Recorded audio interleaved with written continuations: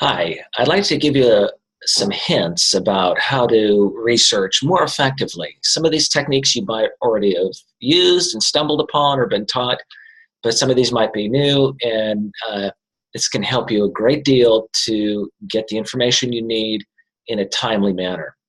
So, the first part to think about is, oops, sorry here. Uh, what is the function of research? Why are you doing research? Because the fundamental problem is there are just too many choices. There's so much information out there, it's crazy. This is very different from when I was a whippersnapper. For us, there wasn't much information. It was really hard to find it. It was hard to get. You had to scour the library for any specific thing. Now, there's an avalanche of information coming at you, and it's too hard to pick out which is most important or relevant. So here are some guidelines. First is, and most important principle, is to be focused and selective, to search with a purpose. There has to be a specific reason why you are looking this up. It's very easy to get caught down a wiki hole and just wander around. You have to stay focused. So what is the purpose of doing research? Why do we need to do research? One of the purposes is to help generate ideas. This is especially useful early in your research when you're trying to figure out what are some of the different effects of social media, or what are the different possible ways that the internet can harm our privacy, or what are dating apps like? What are the pros and cons of dating apps? Whatever you're going to be researching, you need to get ideas, and you may not have all those ideas. So this is just to generate ideas. Now, once you start forming your ideas, you start saying, I think the effects of digital media are X, Y, and Z. Another useful thing is to find different perspectives. You might have thought of one thing and not something else. This can be a useful way to do this. You don't have to do research to do this. You could talk with other people, but research can be a really good way to do this as well. But the number one, most important, biggest purpose of research is finding facts. This is the key thing. You don't want to be citing and quoting people's opinions. That's not important. What matters is facts, data. What kind of data are we talking about? We're talking about statistics, studies, specific numbers. Anecdotes and stories also count as this. So there are a lot of different kinds of facts you can use, but facts are what you need. Now, let's do a little research to practice this. All right, so let's see here. Close this up. And let's go to Google. All right, so let's just do a Google search. I'm sure most of you do a Google search, so let's go ahead and look up effects of social media on mental health. All right, I did a search earlier on this. So effects of social media on mental health. Okay, great. So what do we have here? Let's shrink this up a little bit so I can access this, and we get 146 million hits in half a second. Pretty amazing. All right, now a couple things that'll help you here at this point. One is this scholarly articles for effects of social media.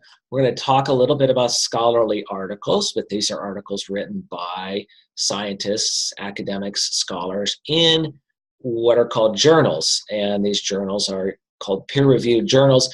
Means it's really hard to get published in these things. Not anybody can do this. It makes for really good quality articles. Unfortunately, sometimes they're difficult to read, and sometimes they're written in scientific language, which is hard to read. I'll give you a little help with that later on, but let's just start with basic internet search, and we'll just look at the first two. We'll open those in new tabs, and what I want to do is skim through it to see if it has facts in it. Is it mainly a fact-based article, or is it mainly an opinion-based article? All right, and I can skim through this, and we have an introduction. I'm not seeing any numbers. I'm looking for numbers maybe. Now, right here I got some numbers. And I'll skim through this. One study out of the University of Pittsburgh, for example, found a correlation between time spent scrolling through social media apps and negative body image feedback. Those who had spent more time on social media had 2.2 times the risk of reporting eating and body image concerns compared to peers who spent less time on social media. The participants who spend the most time on social media had a 2.6 times risk. That's the kind of things I want to use in my essay. That's perfect, okay? And then now I notice I got a separate study and another small study. Okay, right in the first section, I've got 3 studies. And I am going to have to skim through this. I'm saying not so many studies later on, but I do have a few studies to start with. So this is a so-so article. And then I've got kind of generating ideas. So if I haven't thought of all the different ideas, I can do that. But this is a so-so article. I've got some research, okay? Here's another one. This is the second one. I had 6 ways social media negatively affects your mental health. And well, the rise of social media has meant that we as a global population are more connected. However, our reliance on social media can have a detrimental effect on our mental health, with the average Brit, the British, checking their phones as much as 28 times a day. Well, that's a piece of information. It's not that useful. But we have one way it's going to affect us is self-esteem, okay? So it talks about how we often are lack self-esteem because of this, and we have Facebook envy. A study conducted found that many people suffer from Facebook envy. Now, notice it's not very specific. It's not telling us how many. Now, another way you can use sources is to find other sources. So I may look at this and I say, I want to find this more. I'm going to click on this and see if that leads me to anything useful. I'm going to come back to that in a minute. Human connection. Okay, humans need to be connected. It tells a story about a former model who has lots of followers, but she feels like she's being left out. She's anxious. Well, that's an anecdote that could be useful. A study published by the American Journal of Epidemiology says 5,000 subjects, a negative impact on well-being. Well, that looks promising, but what do they mean by well-being? It's pretty vague. I'm a little disappointed with this article. It's not telling me that much of the data. Memory, okay. Well, I'm looking for data and facts. We have some sort of voting. I'm not seeing any facts here. Just kind of general statements about how we feel guilty about too much time. We have some quote from some doctor. I don't really want quotes from doctors. I want facts, right?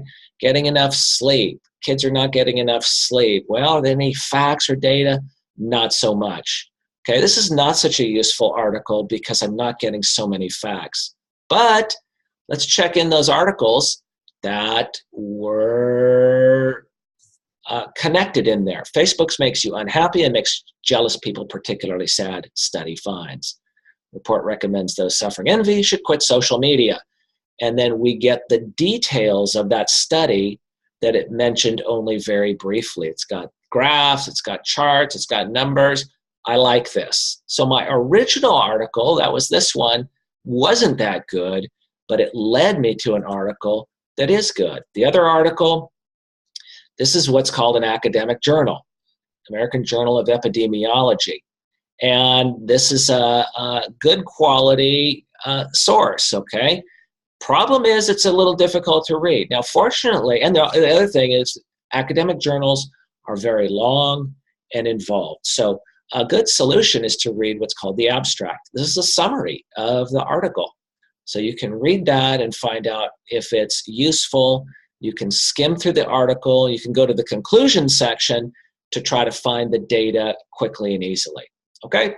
So that's just a basic Google search. And it led to a lot of good information right here. But the key thing is skim through the articles at first to find out if those articles are useful. Now let's talk about Wikipedia. Wikipedia is very popular, and a lot of people say, well, don't ever use Wikipedia. It's really bad. I don't think it's such a bad place to start, especially for generating ideas, finding different perspectives, and also finding leads. So again, let's say I put effects of social media on mental health. And what do I come up with? Okay, I got several different links here. All right, let me open those up. I've got, 4 of these look pretty promising. Social media and suicide, that one looks pretty promising. And a lot of these look really promising. Now, I need to spend some time skimming through them. Now, first of all, right here is a red flag. So if you see this, read this, okay? It says this article has multiple issues. It's written like a personal reflection or opinion essay. We don't want opinions, remember? That's not what we want. The neutrality of this article is disputed. So maybe people are not, remember, Wikipedia is supposed to be kind of neutral observer and presenting both sides. This is not really neutral. I'm not even going to read this, okay? This sounds like a waste of my time. I'm just going to click that close. And we have psychological use of internet use. And we have social networking and psychology. This is more focused. Now notice I've got internet use in general and then social media in particular, okay?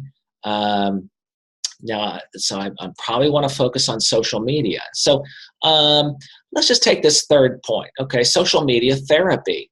This is interesting. This is about using social media as a way to help people. So you're going to read a lot of articles about social media being negative for your mental health. This is a way people are using it in a positive way, all right?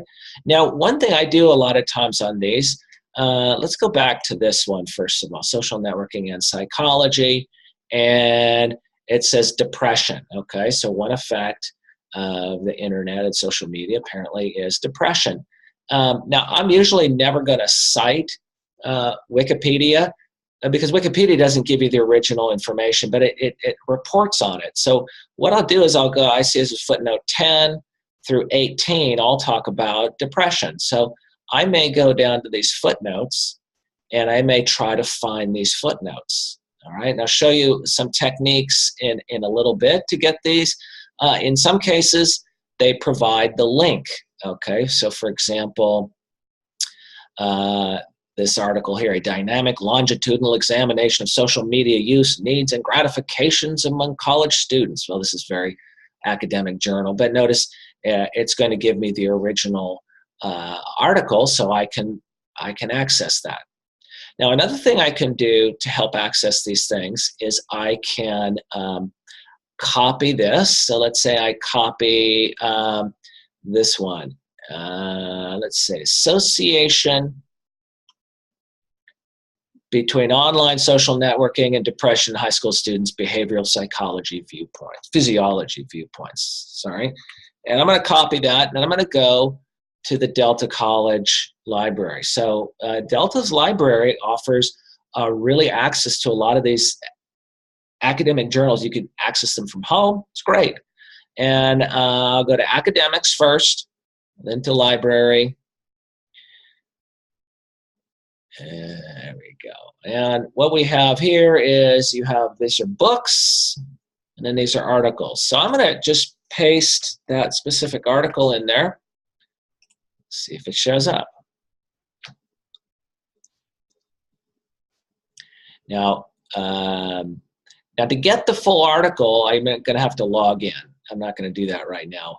But it does not have the exact article I wanted. But notice, it's got almost 1,000 articles, and some of these are really related, especially frequent use of social networking sites is associated with poor psychological functioning among children and adolescents. Perfect. That's great.